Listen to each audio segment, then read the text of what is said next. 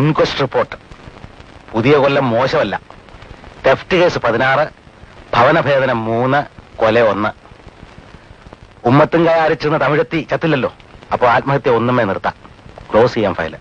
ആസ്പത്രി ജോലി ചെയ്യുന്ന ഒരു നഴ്സിന് മരിക്കണമെങ്കിൽ വേറെ എന്തൊക്കെ എളുപ്പമുണ്ട് ഉറപ്പേട്ട? സ്ലീപ്പിംഗ് പിൽസ് അല്ലെങ്കിൽ ഒരു ഇഞ്ചക്ഷൻ. ചാവാൻ നിശ്ചയിച്ച പിന്നെ എന്തായാലും എന്താ? കാരണവന്മാര് പറഞ്ഞ പോലെ അരി ഒടുങ്ങിയിട്ടുണ്ടാവും. ജീവിച്ചിരിക്കുന്ന കാലത്ത് ഏത് വയസ്സായ പെണ്ണുങ്ങളായാലും കെട്ടിച്ചമഞ്ഞ് കാണുന്നവർക്ക് ചന്തം തോന്നുന്നുള്ള മോഹം ഉള്ളിലുണ്ടാവും. ചത്തു കഴിഞ്ഞാൽ നാവ് വൃത്തിയാടാതെ കണ്ണു തുറിക്കാതെ ചന്തത്തിൽ കിടക്കണമെന്ന് തോന്നില്ലല്ലോ. അപ്പൊ എളുപ്പം ഒരു സാരി എടുത്ത് കരുത്തിലൊരു കുടുക്കിടുക, തൂങ്ങുക. കുറിപ്പിട്ട് എന്തും വളരെ നിസ്സാരമാണ്. താനൊരു 10 കൊല്ലം കൂടെ കഴിയട്ടെ. കുത്തിക്കൊല, ആത്മഹത്യ എന്ത് കണ്ടാലും ഒന്നും തോന്നില്ല. ഒരു ശവത്തിനൊരു ഫയല്, അതാവും കുറെ കണ്ടുമെടുക്കുമ്പോ. ഞാൻ വരാം. പോസ്റ്റ്മോർട്ടം റിപ്പോർട്ട് വന്നാലൊന്ന് വിളിക്കണം. ഞാൻ എസ്റ്റേറ്റിലെ ഡോക്ടറെ അടുത്തുണ്ടാവും, അല്ലെങ്കിൽ അവിടെ ഓഫീസിൽ. ജോൺസൺ നഴ്സിംഗ് പഠിച്ചു.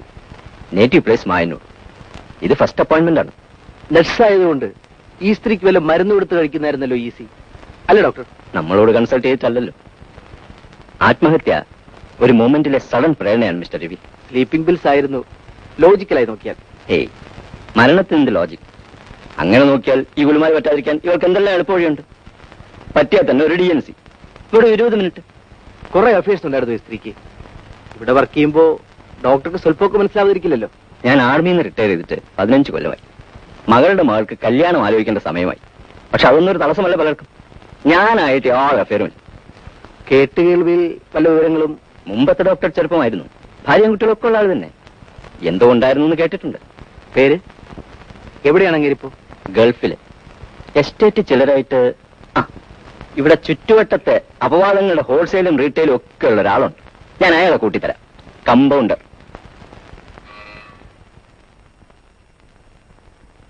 കരുണനെങ്കിൽ വിളി.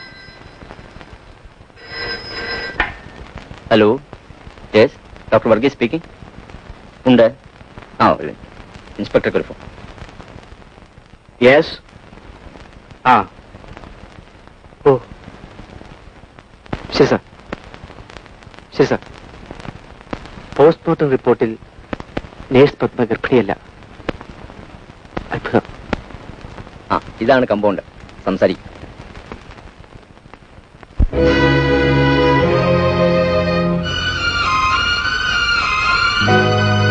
സത്യമാണ്, ബന്ധമുണ്ടായിരുന്നു. വളരെ ക്ലോസ് എന്ന് പറയാം.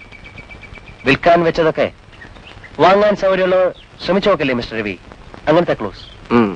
അതിലപ്പുറം ഒരു മാനസിക ബന്ധമൊന്നും ഉണ്ടായിരുന്നില്ലേ? അപ്പൊ കണക്ക് തീർക്കും. പിന്നെന്ത് ബന്ധം? ഓഫീസിലും കാണാൻ വരും ചിലപ്പോ ഈ സ്ത്രീ, അല്ലേ? ഒരിക്കൽ ഞാൻ കുറെ മുമ്പ് വിട്ടതാണ്. പഴയ കസ്റ്റമേഴ്സിനെ വീണ്ടും തെരഞ്ഞു പിടിക്കാൻ ഇറങ്ങിയാണോന്ന് സ്വകാര്യമായി ചോദിക്കുകയും ചെയ്തു. അപ്പൊ എനിക്ക് നല്ല തെറിയും കിട്ടി. വിട്ടുകളഞ്ഞതിന് പ്രത്യേക കാരണം വല്ലതും? നമ്മൾ ചെറുപ്പക്കാർ തമ്മിൽ ഉള്ളത് പറയുന്നതിലെന്താ? അവളുടെ സ്ഥലം ക്രൗഡഡ് ആവാൻ തുടങ്ങി. ട്രാഫിക് ജാം ആവൂ എന്ന് ഭയം. പിന്നെ ഈ കാശ് കൊടുത്തുള്ള ഇടപാടൊക്കെ വേഗം മടക്കില്ലേ?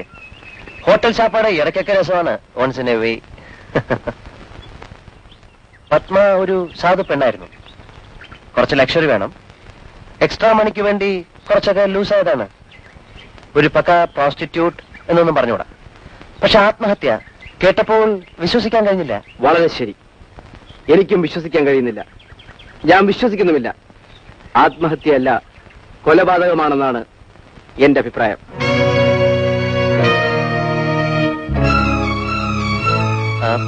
സാരിത്തുമ്പി കെട്ടിത്തൂങ്ങിയതല്ലേ? പോസ്റ്റ്മോർട്ടത്തിൽ അറിയില്ലേ? പോസ്റ്റ്മോർട്ടം ഔദ്യോഗികമായി ശരിയാണ്, ആത്മഹത്യ തന്നെ. പക്ഷെ അല്ല എന്നെനിക്ക് തോന്നുന്നു. എനിക്കു വല്ല തെളിവും കിട്ടിയോ? ഒന്നുമില്ല. വെറും ഒരു 6th സെൻസ് മാത്രമാണ് ഇപ്പൊ ആധാരം. മുമ്പാരോ പറഞ്ഞ പോലെ. Okay, see you. ഓക്കെ.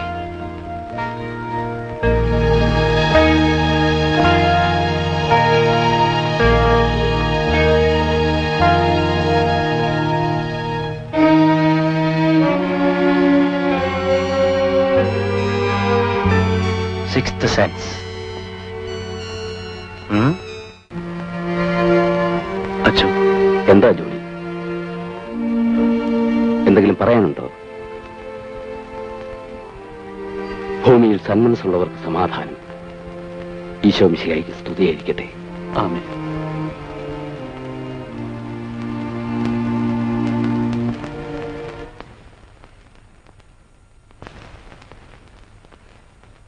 ആ വാ വാ ഇരിക്കടോ. വേണ്ട. ഞായറാഴ്ചയല്ലേ? ഓഫീസ് സമയത്ത് മദ്യപിക്കുന്നല്ലേ എനിക്കെതിരുള്ളൂ. കുടിക്കേ. വേണ്ട സാർ, കുടി നിർത്തി. ആ അത് നന്നായി. കുറച്ചധികമായിരുന്നു ഈ ഇടയ്ക്ക്.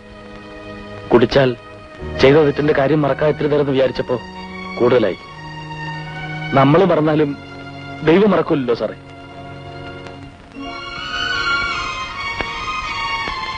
ഞാൻ അച്ഛനോടെല്ലാം പറഞ്ഞോ? പറയും. പിന്നെ അച്ഛൻ പറയുന്നതിലൊക്കെ ചെയ്യും. പോലീസിൽ പറയാനാണ് നിന്റെ പള്ളിയിൽ അച്ഛൻ ഉപദേശിക്കുന്നെങ്കിലോ? വകുപ്പുകളൊക്കെ ഞാൻ പറഞ്ഞു തന്നിട്ടില്ലേ? നിനക്കും കിട്ടും ഒരു 7 കൊല്ലം. 7, 5, 12 കൊല്ലം. ഞാൻ നിയമം പഠിച്ചവനാണ്. എന്നാലും മനസ്സ് യുദ്ധമായി കിട്ടുമല്ലോ, അത് മതി. അതാ വലുത്. എനിക്ക് 12 കൊല്ലം കിട്ടുമ്പോ സാറ് കൊലമരത്തെ തൂങ്ങും.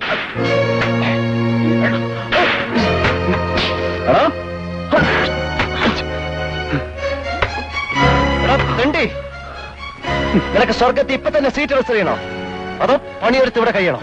കൊന്നോ, എന്നെ കൊന്നു, കൊല്ല്.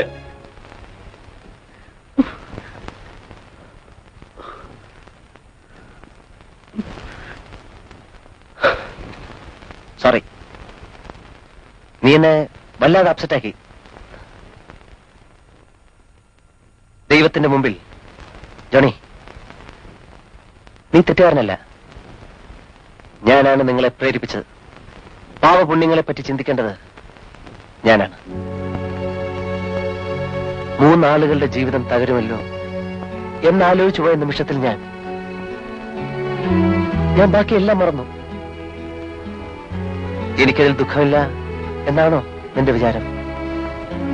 നീയെങ്കിലും എന്നെ വിശ്വസിക്കു ജോണി.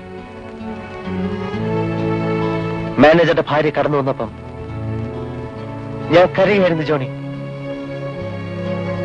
അവർക്ക് വേണ്ടതൊക്കെ സഹായിക്കാൻ ഞാൻ എപ്പോഴും ഓടിച്ചെല്ലുന്നത് എന്തിനാണെന്നറിയോ ജോണി? ആളുകൾ വിചാരിക്കും പോലെ അവരുടെ സൗന്ദര്യം കണ്ട് മോഹിച്ചിട്ടല്ല.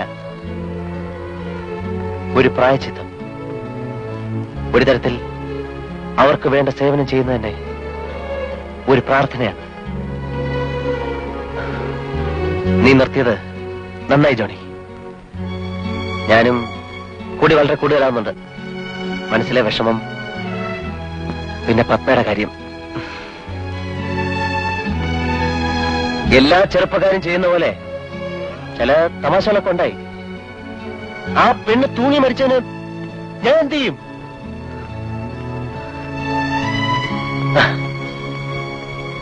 നിനക്ക് ചായ വേണോ? വേണ്ട, ഒന്നും വേണ്ട. തോട്ടക്കാരൻ വന്നിട്ടില്ല. നീ അപ്പുറത്തെ അടുപ്പില് കുറച്ച് തീ പൊട്ട്, കുറച്ച് വെള്ളം ചൂടായിട്ട് വേണം ഒന്ന് കുളിക്കാൻ. പിന്നെ പണത്തിന്റെ കാര്യം ഞാൻ ഇപ്പൊ തന്നെ ശരിയാക്കാം. ശരിയായിട്ടുണ്ട്.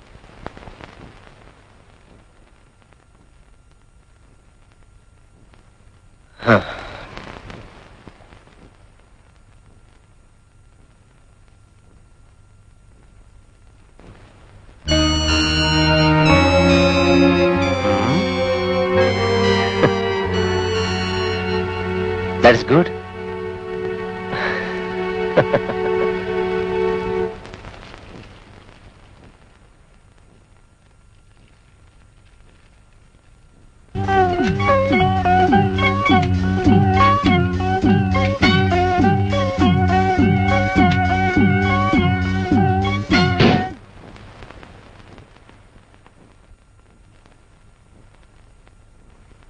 ജോണി, നീ ജീപ്പ് എടുത്ത് താഴത്ത് പോയി നമ്മുടെ അവറാച്ചന്റെ വീട്ടിൽ ചെന്നാൽ പുള്ളി കുറച്ച് രൂപ തരും. ഒരു അഡ്ജസ്റ്റ്മെന്റ് ആണ്. നിന്റെ പെങ്ങടെ പ്രോബ്ലത്തിന് പറഞ്ഞു തന്നെ. കുറേശ്ശെ സൗകര്യം പോലെ ഞാൻ വീട്ടിൽ കൊള്ളാം. ഇവിടെ സാധനം എല്ലാം തീർന്നിരിക്കുന്നു. ഒരു കുപ്പി റമ്മും പിന്നെ ഈ ടിന്നിൽ വരുന്നൊരു ചെമ്മീനുണ്ട്, അതിലൊരു 2 ടിൻ. 12 കഴിഞ്ഞാൽ അവറാച്ചൻ പോവും. സാർ, സാറിന് ഞാൻ എപ്പോഴായി സംഖ്യ വീട്ടിൽ തീർക്കുന്നത്? കുറച്ചൊന്നുമല്ലല്ലോ. കടമയല്ല, നിനക്ക് മനപ്രയാസം വരുത്തിയതിനുള്ള പ്രായച്ചിത്തം. വീട്ടുകാര് സമാധാനമായിട്ടിരിക്കട്ടെ. ഈ ഉപകാരം ഞാൻ ഒരിക്കലും മറക്കില്ല സാർ. ബോധമല്ലേ, ഞാൻ എന്തൊക്കെയോ സാറിനോട് പറഞ്ഞിട്ടുണ്ട്. ക്ഷമിക്കണം സാർ. വൈകിക്കണ്ട, വിട്ടോ.